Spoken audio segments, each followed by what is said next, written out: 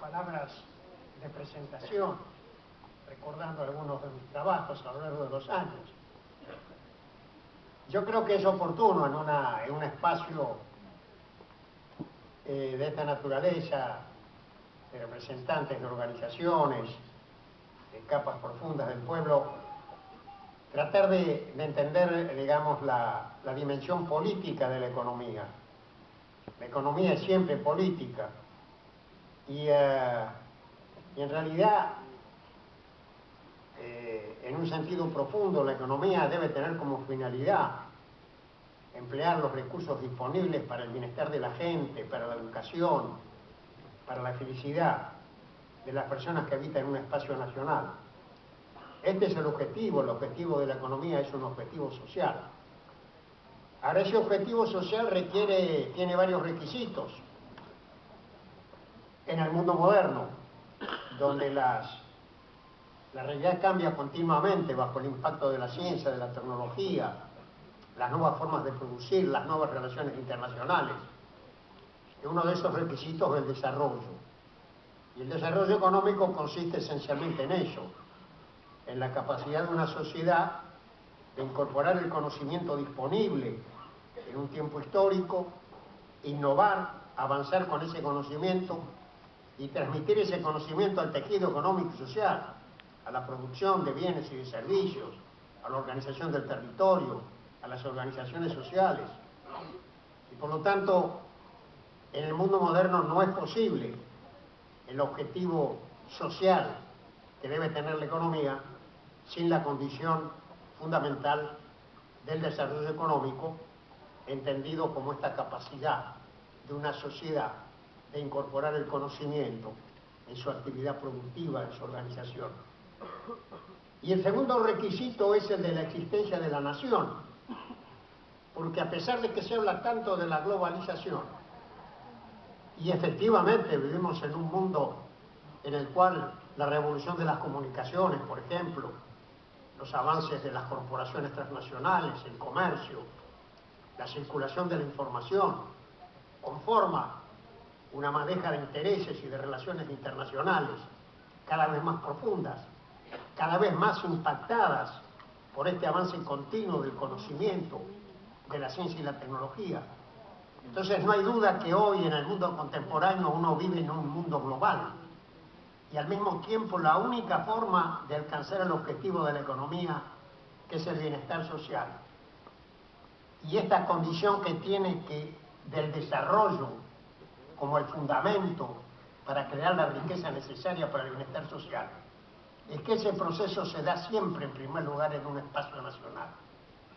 Es decir, no es cierto que hoy el poder ha sido transferido a la esfera transnacional, que en virtud de esta globalización fenomenal todo se decide hoy en la esfera transnacional, y que la única forma de vivir en este mundo es dejarse llevar por la corriente de esas fuerzas transnacionales cuyo comando, cuyo gobierno está en los centros de poder internacional, en los grandes mercados, en las grandes empresas.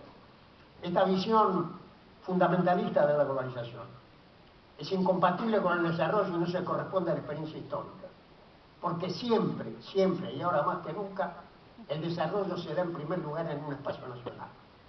Si una sociedad no tiene la capacidad de organizarse, sus instituciones, sus relaciones sociales, el comportamiento de su Estado, la capacidad de elevar los niveles de educación, de incorporar la ciencia y la tecnología, de generar relaciones positivas, constructivas entre lo público y lo privado, todo esto se construye en un espacio nacional, no se puede importar. No podemos ir a Londres o a Nueva York, comprar un libreto que nos diga lo que tenemos que hacer, ni podemos esperar que el Fondo Monetario o las grandes corporaciones transnacionales o los mercados financieros nos lleven de la mano por el camino del desarrollo. Eso no existe, porque cuando se entrega incondicionalmente la realidad nacional al comando externo, se desarticula el espacio nacional. Y cuando se desarticula el espacio nacional, no hay ninguna posibilidad de desarrollo ni de justicia social. Por eso es que el desarrollo se da siempre en un espacio nacional.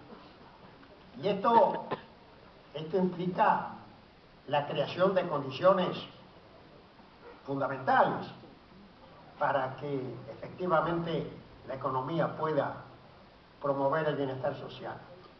Requiere la existencia de un grado suficiente de cohesión social en que todos se sientan partícipes de un proceso de cambio, no dejar al margen a sectores importantes de la sociedad o concentrar la riqueza de manera tal que está en manos de muy pocos mientras la mayoría sobrevive en el ámbito de la pobreza y de la desigualdad. La cohesión social es una condición fundamental, pero también es cierto que para construir la nación y para el desarrollo es necesario que haya liderazgos con vocación nacional, liderazgos políticos, culturales, empresarios, porque si los líderes de una sociedad en todos estos terrenos están desvinculados de las bases sociales porque la sociedad es desigual y las mayorías están al margen, lo más probable es que estos liderazgos no sean liderazgos nacionales. Lo más probable es que se asocien a los centros de poder internacional y por lo tanto tienen incapacidad de liderar a sus sociedades en el camino de la transformación. Entonces una condición fundamental, una segunda condición fundamental del desarrollo es la impronta nacional de los liderazgos políticos, culturales, empresarios. Está muy bien que los empresarios acumulen poder y que quieran ganar plata, pero que hagan en el marco de la creación de riqueza, de incorporar tecnología, de transformar la producción, de volcarse al mercado internacional. Entonces, la impronta nacional de los liderazgos privados, públicos, es un dato fundamental. Cuando esto no existe, cuando las sociedades están muy fracturadas y quienes tienen el poder en un espacio nacional están desvinculados de sus bases sociales, tienden necesariamente a vincularse al exterior y a impedir las condiciones necesarias del desarrollo que se dan siempre en el espacio nacional para poder generar este proceso de incorporación del conocimiento como motor fundamental del cambio. Y otra condición necesaria de ese proceso es que exista un marco político estable, sólido, que exprese la voluntad popular, que refleje los intereses y las visiones que un país tiene acerca de su futuro. Requiere tener estabilidad institucional, entre otros motivos porque el proceso de cambio, de crecimiento, de desarrollo, de incorporación de la tecnología y demás, es profundamente transformador de la red social y es una usina de conflicto por los cambios que se producen en la sociedad. Y entonces es necesario que ese proceso de transformación se dé en el marco de reglas del juego capaces de transar los conflictos y mantener la estabilidad institucional y política necesaria para que el cambio sea posible, porque en el marco del desorden y del caos es imposible cualquier proceso de transformación. Y por último, para que este objetivo social de la economía, el desarrollo como condición esencial basada en la ciencia y la tecnología, y la construcción del espacio nacional y del Estado nacional, requiere una capacidad de ver el mundo desde las propias perspectivas. Y suele suceder que cuando una sociedad está muy fracturada socialmente, donde el poder está en manos de pocos, donde los liderazgos acumulan poder no creando riqueza, sino vendiendo el patrimonio nacional a comisión o subordinados a los centros de poder mundial. Cuando esto sucede porque se ve el mundo desde una perspectiva alienada. Entonces, una cuarta condición, esto que a mí me gusta llamar la densidad nacional, que está compuesto por la cohesión social, la impronta nacional de los liderazgos y la estabilidad institucional, es la existencia de un pensamiento crítico capaz de ver el mundo desde las propias perspectivas. Arturo Jauretche tiene una frase extraordinaria que yo le he puesto como epígrafe en un pequeño libro que va a salir próximamente, en que dice lo siguiente: lo nacional es lo universal visto por nosotros mismos. Entonces necesitamos ver el mundo de nuestras propias perspectivas. Y yo le decía, cuando la sociedad está fracturada, los liderazgos no tienen impronta nacional, suele suceder que las ideas que predominan bajo la hegemonía de los que tienen el poder es una forma de ver el mundo desde la perspectiva de los centros de poder mundial. Un gran economista argentino previo llamaba eso el pensamiento céntrico. Cuando un país no tiene condiciones de cohesión interna y de fortaleza nacional, de densidad nacional, tiende a verse desde afuera. Y cuando se ve desde afuera no tiene salida. Tiene necesidad de observar la realidad desde sus propias perspectivas y de sus propios intereses. Y al hacerlo, como decía Jauretche, estamos poniendo de manifiesto lo universal, solo que visto por nosotros mismos.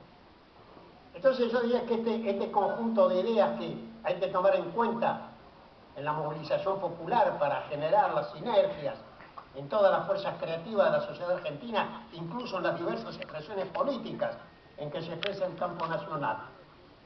Estos conflictos entre este conjunto de valores que hacen a la construcción nacional o a la existencia de un proceso que impide realmente la movilización del potencial económico a los fines de la igualdad social, del desarrollo social y el pleno despliegue del potencial. Es necesario, como les digo, en cada instancia en que se plantea los dilemas que confronta una sociedad, qué camino va a tomar, cómo hace realmente para movilizar las mayorías para respaldar un proceso de transformación y de cambio en el cual por principio están involucrados los intereses de la mayoría nacional. En cada hecho concreto con que el país se confronta en su política económica y en los problemas que tiene, en el fondo está siempre cuál es la visión del país y cuál es el objetivo que se persigue a partir de las cosas que se hacen. Y entonces en estos días, y me voy a permitir tener un tema de actualidad como ejemplo de cómo en cada cuestión concreta aparece este conflicto de visiones del país. Y este tema es el de los fondos buitres, que estos días nos tienen tan ocupados. Y aquí está muy claro. Aquí en el debate que tiene lugar en este momento hay una propuesta, una visión, digamos, neoliberal, tradicional, que tiene el concepto de que Argentina es un país pequeño, sin recursos, que necesita de un ahorro externo, que necesita que alguien nos lleve de la mano por el camino del desarrollo, necesita estar pegado a una gran potencia como tuvimos en el siglo XIX con Gran Bretaña, porque no tenemos capacidad suficiente de construir un proyecto nacional.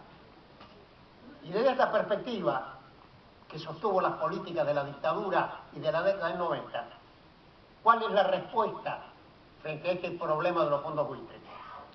Que tenemos que aceptar las decisiones del juez Griesa, porque si no lo hacemos, se nos viene el mundo abajo. Y entonces no tenemos más alternativa que reconocer que esto es así y que no podemos hacer otra cosa. Y además nos dicen que si no hacemos lo que nos dicen vamos a tener una catástrofe y que si hacemos lo que nos dicen nos van a llenar de dólares, de inversiones y vamos a ir todos a la playa. Esta visión, que es la que predomina en buena parte del debate en este momento, que nos anticipa calamidades si es que no aceptamos, si no nos ponemos de acuerdo, dándole satisfacción a este reclamo cuya naturaleza ya conocemos. Entonces, está allí, en el tratamiento de esta cuestión concreta, la expresión de una forma de ver el país, que es la forma que llamamos neoliberal, tradicional, conservadora, sobre estos fundamentos que acabo de decir y que sobre todo se fundan en este criterio de la impotencia argentina. Que tenemos que ser realistas, la cosa es como es y sentémonos disparados. Y después, naturalmente, está la otra visión de este problema, que podemos llamar la visión nacional. Y lo primero que hace la visión nacional, y esto es cierto para cualquier otra cosa que haga la visión nacional, en cualquier terreno de la economía, la política industrial, la política monetaria, la política de tipo de cambio, lo primero que hay que tratar es de entender la realidad. ¿Cuáles son los factores de la realidad? ¿Y cuáles son los factores en este tema de los fondos buitres? Bueno, en primer lugar, que la Argentina está parada en sus propios recursos, que desde que salió de la crisis no le pide nada a nadie, dejó de pasar la gorra para cerrar las cuentas, que está pagando puntualmente sus deudas desde que la reestructuró, que de hecho, frente a este incidente, ya ha depositado la plata 30 días antes del vencimiento para ponerla a disposición de los tenedores de bonos reestructurados. Es decir, un Estado solvente, que podría estar mucho más solvente y que es necesario fortalecer, pero como está, tiene capacidad suficiente para estar parado en los recursos propios. Después tenemos un sistema bancario que está sólido. Esto no es la década del 90, cuando se vino abajo la convertibilidad, pusieron el corralito, el corral, el tipo de cambio. Un sistema financiero sólido, fondeado en moneda nacional. No hay burbujas especulativas como las que se armaron en varios lados, por ejemplo en España, con los negocios inmobiliarios. Es decir, que tenemos un sector financiero de un Estado solvente, capaz de basar en los recursos propios el funcionamiento del país. Y como si esto fuera poco desde el punto de vista de nuestra propia realidad, que vuelvo a insistir, se puede fortalecer y se debe fortalecer, tenemos un consenso internacional prácticamente unánime, porque estos fondos buitres son una perturbación para todos, porque estas cuestiones de reestructurar deudas aparecen con frecuencia. Y si resulta que, incluso en un caso como el nuestro, que ha producido probablemente la reestructuración más exitosa de que se tenga memoria, porque más del 90% de los tenedores de deuda aceptaron la propuesta argentina, pero puede suceder, como está sucediendo, que si se queda fuera una pequeña minoría y le crea un problema de que el arreglo no es posible. Entonces, no, estos fondos buitres realmente lo único que tienen como sustento de apoyo en este momento es el fallo del juez Grisa y los muchos amigos que tienen en la Argentina. Porque la verdad está verdaderamente, me preocupa la verdad respecto a los fondos. Realmente, pero aparte de la ironía, quiero decir de que me parece que esta es la situación en que está planteado el tema.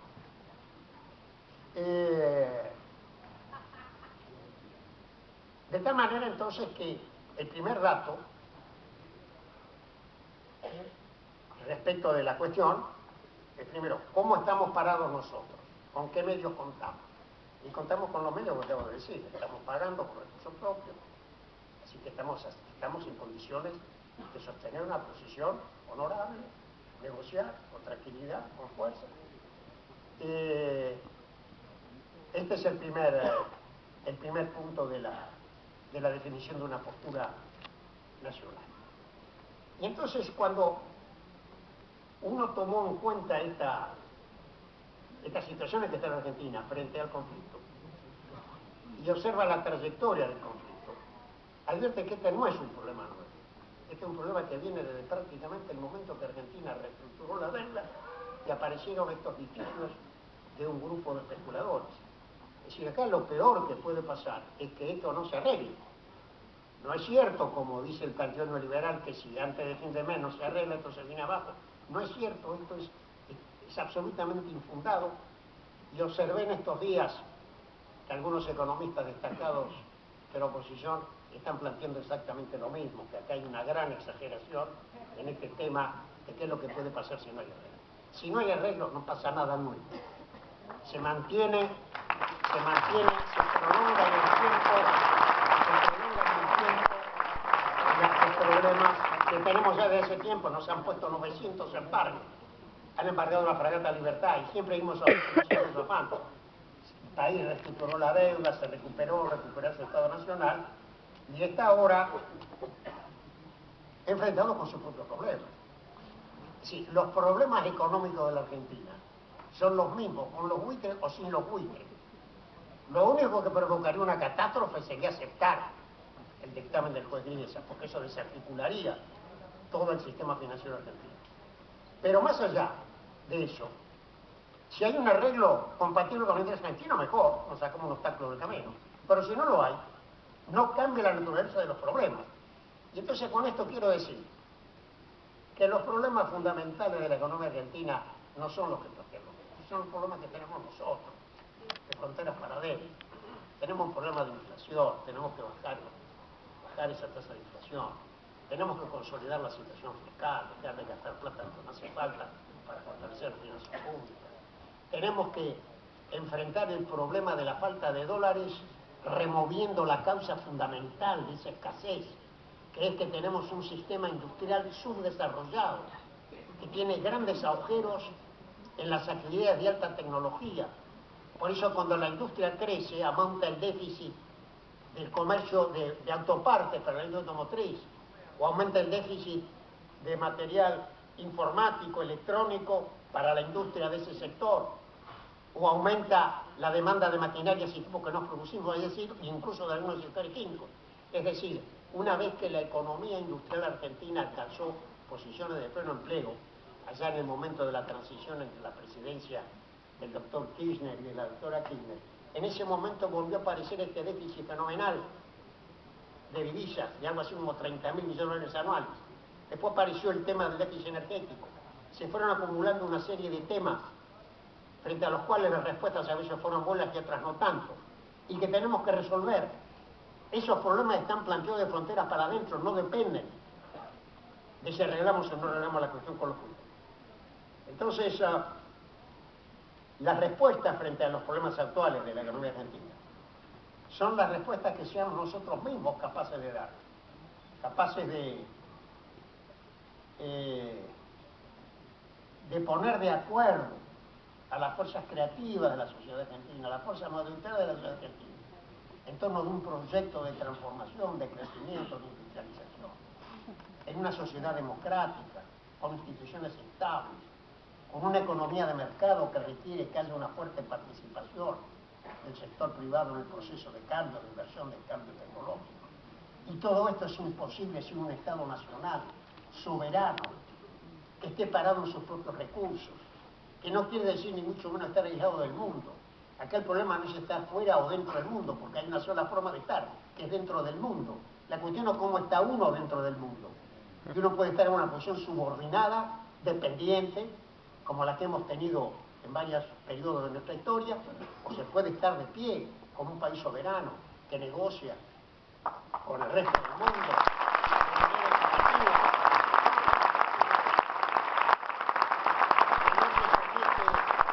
que no se somete a los dictados de nadie, y que es capaz de hacer negocios con cualquier interés extranjero que tenga cosas interesantes que hacer con nosotros.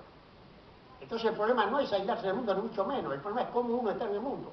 Y reconocer también que la fuente fundamental de la acumulación de capital, acá y en todos lados, sigue siendo el ahorro interno. Por eso aquella tesis que si acordábamos de vivir con lo nuestro.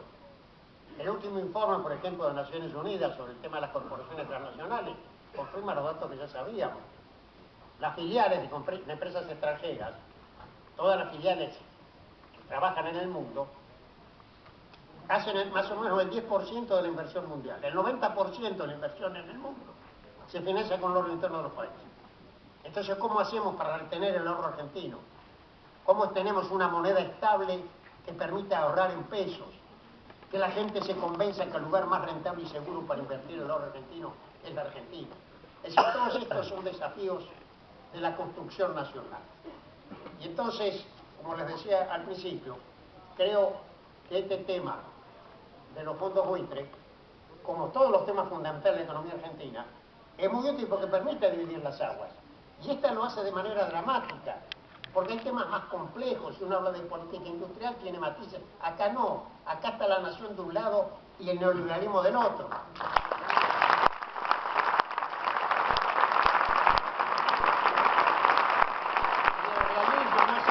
El neoliberalismo que ellos llaman como son las cosas y que solamente se puede hacer eso. Esto está en contra de la experiencia histórica y en contra de la evidencia de los hechos. Así que entonces yo creo que probablemente es un hecho afortunado que este problema de los buitres se haya planteado